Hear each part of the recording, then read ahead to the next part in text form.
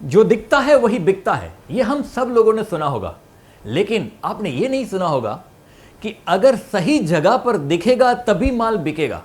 तो दोस्तों, अगर आप जानना चाहते हैं कि एडवर्टाइजमेंट कहां करनी चाहिए और कैसे करनी चाहिए जिससे आपको सही रिजल्ट मिले, तो इस वीडियो को जरूर देखिए। मेरा नाम है हार्दिक मजीठिया और मैं हूं एक business coach and director of FAQS।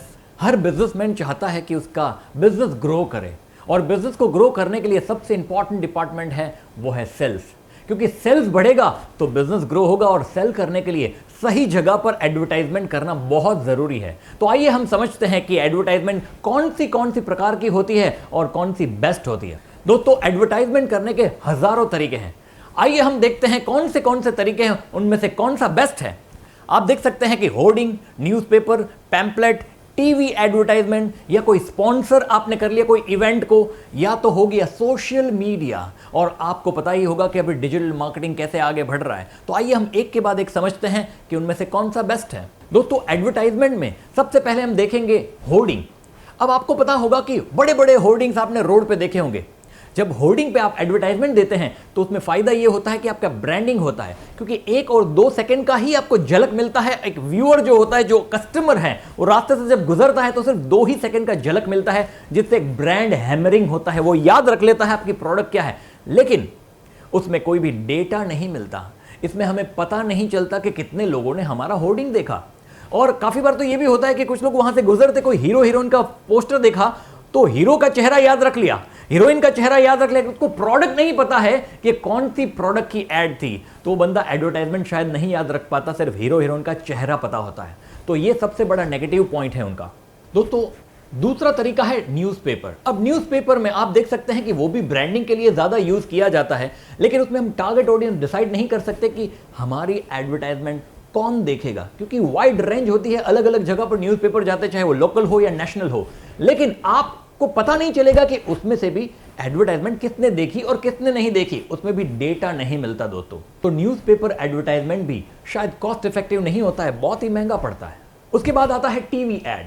अब आपको पता होगा कि अगर आप टीवी पे एडवर्टाइजमेंट देते हैं तो शायद कोई ना कोई नेशनल चैनल पे ही देंगे, और नेशनल चैनल में कोई भी वीडियो जो आप देते हैं वो आपका वीडियो नहीं चलेगा, उसको अपना वीडियो शूट करेंगे। तो वीडियो शूटिंग का खर्चा आपको अलग से होगा, और उसके अलावा आप जो कैंपेन रन करेंगे उसका चार्जेस अलग होगा। तो मिनिमम आप 5 से 10 लाख तो मिनिमम पकड़ लो। कुछ एडवर्टाइजमेंट तो 30-30 लाख सिर्फ शूटिंग का एक्सपेंस होता है, तो वो भी एक्सपेंसिव है, और वहां पर भी पता नहीं चलेगा कि किसने आपकी एड देखी और किसने नहीं देखी। और आजकल आपको पता है कि लोग टीवी से ज्यादा मोबाइल में शिफ्ट हो चुके हैं। उसके बाद आता है पैम्पलेट एंड लिफलेट्स। जैसे आपने देखा होगा कि पैम्पलेट और लिफलेट्स में कोई बड़ी कंपनियां कोई एडवर्टाइजमेंट नहीं देती, वो छोटे लेवल पे, SME लेवल पे, या कोई दुकान वाला हो गया, वो ही पैम्पलेट और लिफलेट में एडवर्टाइजमेंट देता है। उसके बाद आता है कोई इवेंट को स्पॉन्सर करना। अब इवेंट 2 प्रकार की होती है, एक लोकल लेवल पे जैसे नवरात्रि वगैरह हो गया, और एक बड़े लेवल की आईफा वाइफा हो गया, अवार्ड्स वगैरह हो गया। तो कोई भी इवेंट जो होती है उसको भी आप स्पॉन्सर कर सकते हैं। तो उसमें दोनों लेवल के लोग आ जाते हैं, लेकिन वो भी बहुत कॉस्टली रहता है। उसके अलावा एक और ऑप्शन है, दैट इज सोशल मीडिया। आप सब लोगों को पता है कि फेसबुक, यूट्यूब, इंस्टाग्राम, कोई भी आप ले लो, उसमें एडवर्टाइजमेंट जो होती है बहुत ही सस्ती होती है। 500 रुपए से भी कर सकते हैं, 100 रुपए से भी कर सकते हैं, लेकिन उसमें सबसे बड़ा नेगेटिव पॉइंट यह है, उसमें स्किप का बटन आता है। कोई भी एडवर्टाइजमेंट देखता नहीं, जैसी ऐड आती है तुरंत ही वो दूसरा वीडियो कर लेते हैं, या तो स्किप बटन दबा देते हैं। तो उसमें नुकसान वही है कि जितना भी पैसा डालेंगे, एडवर्टाइजमेंट किसने देखी वो डेटा भी मिलेगा, लेकिन पूरा एडवर्टाइजमेंट देखा कि नहीं वो नहीं पता चलेगा। तो पैसा उसमें भी वेस्ट होने की संभावना है। दोस्तों, डिजिटल मार्केटिंग का एक और पहलू है, and that is application, mobile app. आपको पता है अभी की अगर हम बात करें तो $200 मिलियन का इंडस्ट्री है, दैट इज मोबाइल एप्लीकेशन। और ऐसा कहा जाता है, रिसर्चर्स कहते हैं कि 2024 तक $369 मिलियन का इंडस्ट्री हो जाएगा मोबाइल एप्लीकेशन।